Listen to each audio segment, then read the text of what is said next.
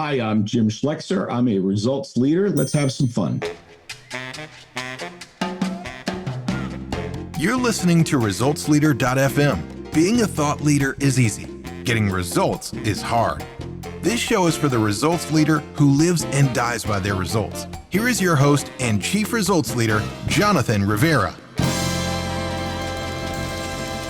Yes, y'all. It's time once again for another ResultsLeader.fm. Welcome back. And I want to jump into this thing without any delay. This is one of the most fun interviews I have ever done on the show. My guest is Mr. Jim Schleckser, CEO of Inc. CEO Project. Yeah, Inc. The Inc. you know.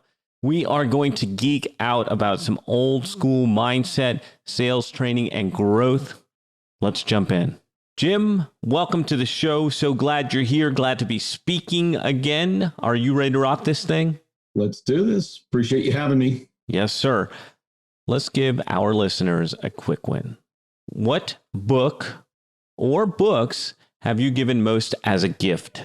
Yeah, well, number one on my list is Great CEOs Are Lazy, the book that I wrote. I've probably given out hundreds of those, and it has made a profound difference in an awful lot of people's lives. I will give you one other one that I didn't write that I've been using lately, and it's called Necessary Endings by Dr. Henry Cloud.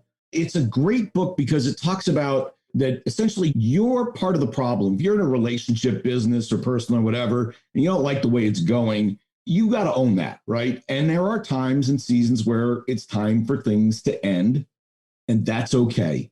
And I'll give you an example. I just sent it to somebody who has had two business partners who are just complete hanger-oners. I mean, just no value creation. And they're just very happy to let him do all the work and make them a lot of money. And I'm like, dude, like, this has got to end. And they're like, and he had loyalty and all. They were with me in the beginning, all the stuff that everybody has. He read the book. The next Monday, he calls me, he goes, all right, let's do this. Let's get rid of him. And it was time, and he just needed to see it. So it's a great book to help you like, all right, it's time for that to end, and that's okay. All right. Now, I want you to tell us a story of how an apparent failure set you up for later success. Well, the most obvious one is my last corporate gig. So I was running a fairly large company, publicly traded. They brought in a new CEO above me, and I was actually a candidate for that job, billion-dollar international company. Long story short, 60 days later, I was fired. So, I wasn't the right flavor of ice cream, and that's okay. That's sort of an occupational hazard at that level. But after a bit of contemplation, I opened up my CEO advisory business, which is the business I run now. And I've been doing that for 16 years now, and it is the perfect place for me. And so, I wasn't particularly stressed about the exit. I was kind of hoping something like this would come together, and it did, and it's been phenomenal. It's kind of my forever job, I think. When you say you were hoping for something like this, were you hoping to strike it out on your own? I know you weren't hoping to get fired. Well, it solved two problems. If I wasn't going to be the CEO of that company, there wasn't a future. So that's one problem that it solved. I was probably going to have to leave, although that dime hadn't dropped yet. And the other is I was just traveling my brains out, and I had young boys, and I was really feeling the lack of presence as a dad. And so when the end happened, I'm like, all right, this is a good thing because we're going to find something different, and I'll be very picky about what it is so that it solves the low travel, high availability with the kids, makes me enough money, lets me have an impact, all the things I wanted. And what I do now did that. And so I was able to be super present as my boys grew up. And that would not have happened had, I not been fired from the prior job. So, and by the way, every time I looked at another corporate gig, I'm like, how is this different? It'll be the same exact problem. And that's what made me do my own thing. I was oriented anyway, so it worked out great. I hear you saying, not in so many words, but lifestyle design. You were about getting the lifestyle you wanted rather than what corporate America was trying to give to you, which I respect, buddy. Yeah. I'll tell you, I was a wimp though, right? Let's be fair. I waited till I had accumulated enough wealth to make that a lower risk move, right? I didn't need money for an extended period of time because I had sort of kittied together enough dough. That's the wimp's way out. The guys that I respect, they got obligations and they go for it and they don't have the money. Like, wow, that is a gutsy move. And so I did it the wimpy way, to be fair. All right, let's talk about investments. What would you say is the most worthwhile investment you have ever made? Well, maybe it's the obvious answer, but I've invested in myself. If you think you have potential and you're thinking about where to invest, go long on yourself, right? And go long on yourself means invest in the knowledge, skills, education, experiences that you need to achieve your maximum potential. And, well, gosh, I got to say, I've never stopped doing that, but that has been my consistent investment. I'll always take the new opportunity. I'll always take the new learning chance. I'll always take the education with a view towards deploying it and creating more impact. Okay, so you were in corporate America all those years, and then you struck it out on your own. Was this investment in yourself going on in corporate America, or is this something you figured out after you left? Both. So I'm a little bit of a freak, but I was probably the number one customer of Nightingale Conan. I love them. Right? Maybe I wasn't number one, maybe you were, but I listened to everybody: Brian Tracy, Zig Ziglar, Gunther Klaus, Mike Van. I mean, all of them, hundreds. And so I would buy them. I'd listen to them. I'd learn. I taught myself accounting in my car. And that was all while I was in corporate America. I got an MBA. Now they paid for that. So happy.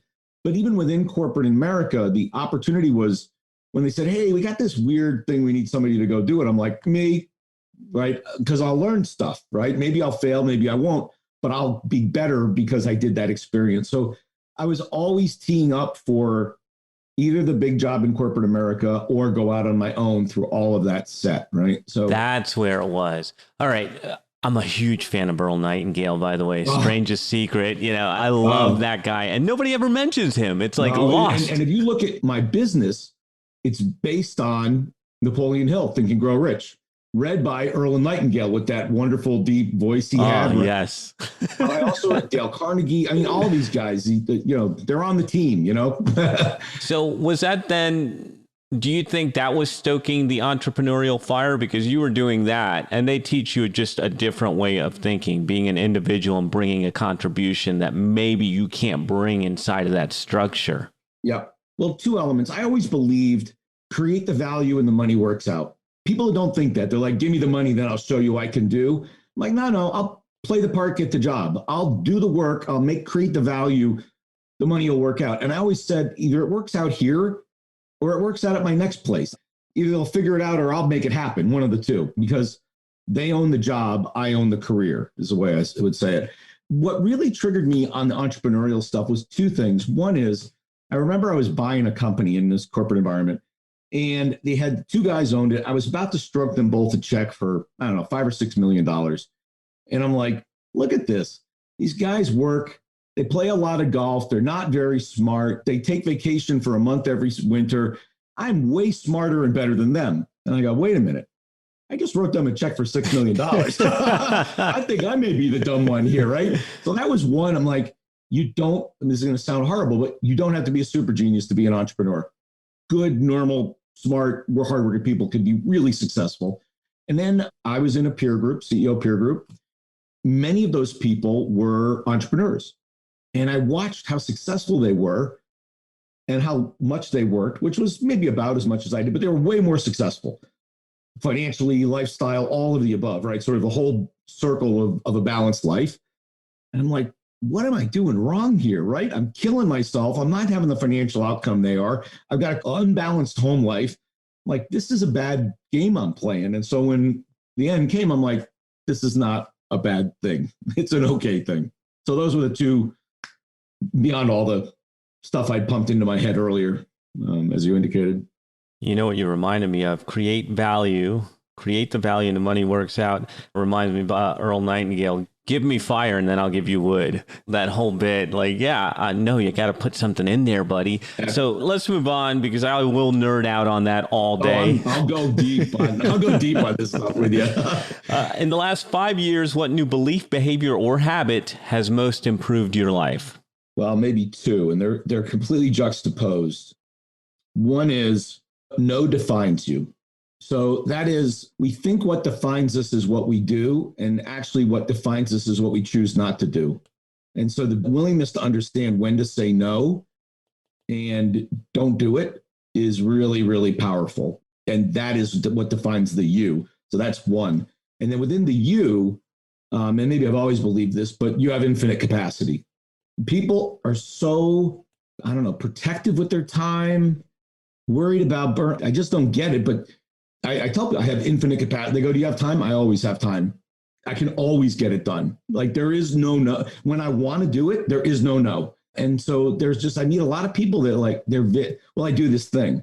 You've got the seeds of greatness, right? You've got so much potential inside you. Why don't you do more? And they're like, it's me. And I'm like, man, you're only on this earth for so many years. You got to decide, right? So those two things, be clear about what the no's are and stick with it because it defines you. And within the yeses, infinite capacity. Those would be the two beliefs. I can tell you've listened to a lot of Nightingale Conan. Yeah. Quotables. Yeah. I'm like, whoop, pull that one. Yeah, we got to get those clips. Don't tell people where I get my stuff, man. What are some bad recommendations you hear in your area of expertise?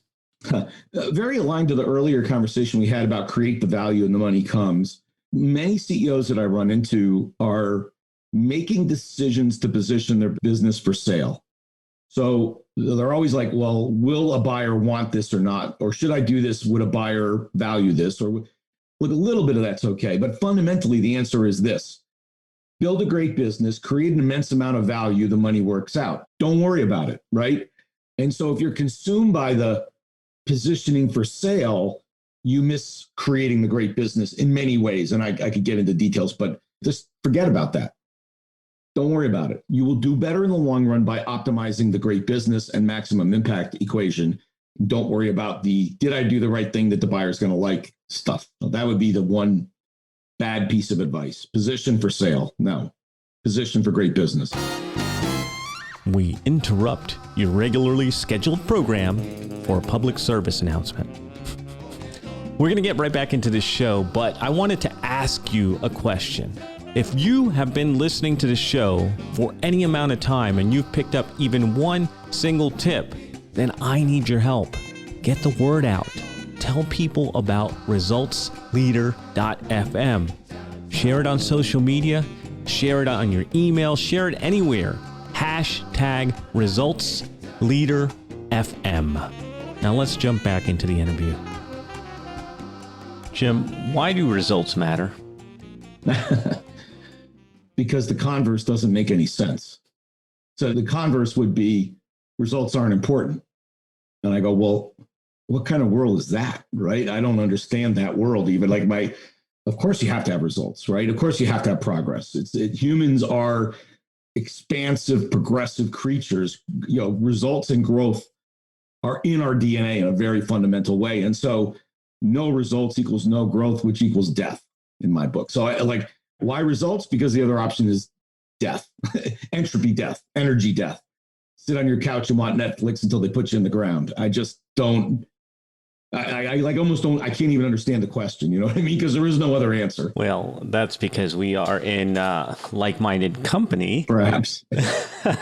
So let's think back over the last 5 years. What new realization has helped you get better results for your clients? Well, there are certain kinds of businesses that now I'm going to go back to business valuation, though I didn't talk about it before. I said, don't think about it. But there are certain kind of businesses that are, in my estimation, as a fundamental investor, I'm more of a Warren Buffett-y kind of, thinker. There are businesses that don't make sense if you think like that. Software as a service being one of them. And for a long time, I go, look, that doesn't make sense. It's a bubble. It doesn't make sense. Well, it's been long enough that I go, all right, I clearly don't understand something here, right? And so I've spent enough time to understand how people decide. I still think they're overvalued, but at least I get why they believe they should pay that much and it's okay. And we've been able to guide clients into models that look like that will be well valued when they do finally exit. So they're good value for clients. There's a lot of reason why they're good for clients. They're good for the deliverer. So it meets the first premise of deliver value. Long-term, when it's time to sell, it'll deliver more value to the owner. So that was the big learning for me. Why are these? Now, I was always a big recurring revenue guy. huge recurring revenue guy, wrote a lot of articles about it, blah, blah, blah. So this is the ultimate recurring revenue business, modelable, predictable, and that's why they'll pay ultimately. I love me some recurring revenue. Oh my gosh. I tell people, I said, if you tell me one thing about your business, I can tell you whether it's a good business or not. What percentage of your revenue is recurring revenue? Not repeat, recurring, predictable revenue. They go 80%. I said, you got a good business. Yeah. Right? 10%. I'm sorry for you. Not so much. It's a tough slog, man. Oh, man. So let's turn this inward for a second. What area of your business would you like better results? So, we work with CEOs, and that is at the moment a relatively handcrafted relationship because it's intimate, it's inside the tent, it's high trust. And you can't form them quickly. And we've not yet figured out how to develop them, meaning turn people into clients in a mass scale. So the short answer is, if I was talking to more qualified, potentially interested CEOs, I'd land more clients. That's my point of constraint. So if I can open up the number of high quality, coachable, high performing CEOs that don't think they have all the answers and want a great mastermind group around them, if I was talking to 500 more of those a year, I'd land way more clients. So that is like the one thing I'd change. Nothing else stops me from growing except for that. What results are you most proud of? Someday I'll have to add up all the wealth I've helped create for how many people, but it's the advice we've given, the people we've been able to impact have created hundreds of millionaires and positively benefited in terms of having a better work environment and a better growth trajectory for the place they are. And growth rate equals opportunity rate, right? So if you're in a company that's growing, there's opportunity for you. So the fact that we help the organizations grow creates opportunity for the 500, 200,000 people that work in that company. And we think about our impact in terms of positively impacting 1 million lives through our work. So we impact the CEO, who impacts people that work with them. That's how we're going to get, we're at about 200,000 that we currently help, right? So that's good. I'd love to get to 1 million. So would be cool too. So lots of people, positive impact, economic, better lives through the work we do. That's what turns me on. That's super cool. Any parting thoughts you want to share with the listeners as we're coming to the close here? Well, particularly for this kind of interview, it brings me back to some of our Nightingale Conant stuff. And I tell people this all the time. Like, God gave you a limiter, right? And God will never put trouble in front of you that you can't handle because it's within you to handle it, or it wouldn't be in front of you. There is no impossible there. And on the positive side, if you can believe it, you can achieve it, right? I said, if you can conceptualize something, it is within you to go achieve it. So people that dream and go, yeah, but that's not for me, baloney. If you can think it up, you can get it done. You just got to put the effort in. And I think that's the one part of the equation that people miss. And if you hear really wealthy people talking, really successful people, they go, you're going to have to work. Like, this is not if you want success, it's not a 40-hour week. It's a 60, 70-hour week. If that means you work at night so you can do your kid's baseball game, so be it.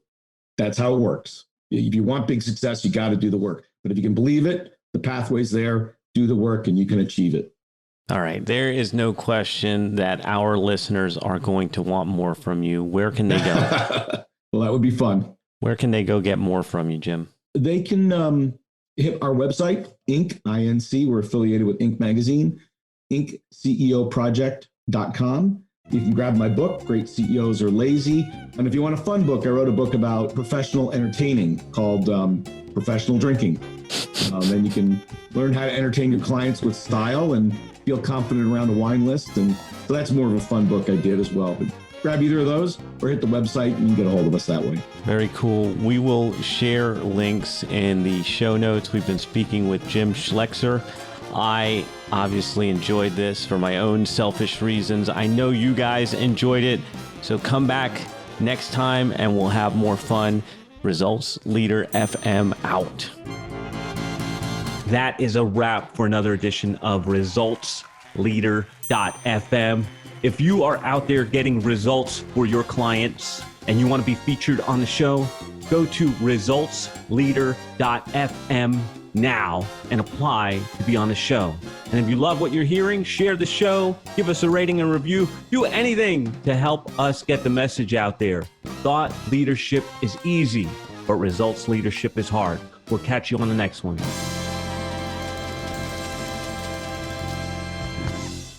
This is the podcastfactory.com.